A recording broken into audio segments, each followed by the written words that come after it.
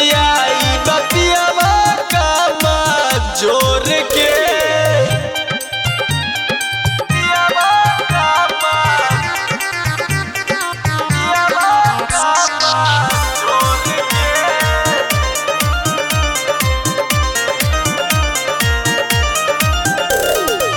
Mummy papa के अकेले सजन में हो गईल नाने में शादी हो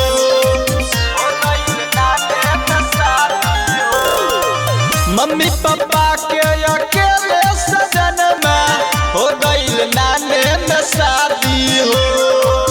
हमरो धर्म बनता है सखी दे दे के डोज मोटा दी हो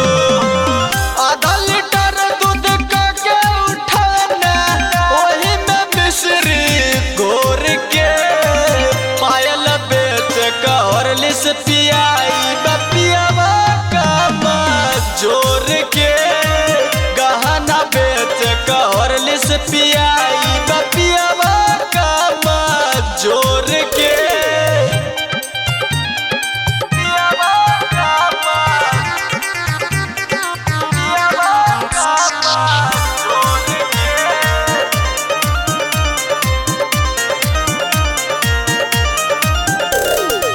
संजीव सुनहरा राज प्रेमी के जैसन पिया के बन जाई बाटी हो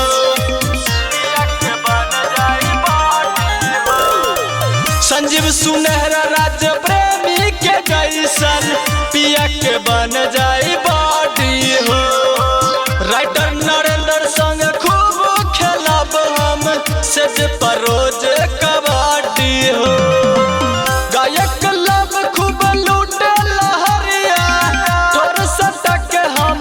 ठोर से झुमका बेच कहरलिस पियाई बपियावा कामा जोर के गहना बेच कहरलिस पियाई बपियावा कामा जोर के recording by Riya studio Khagaria Bhadas.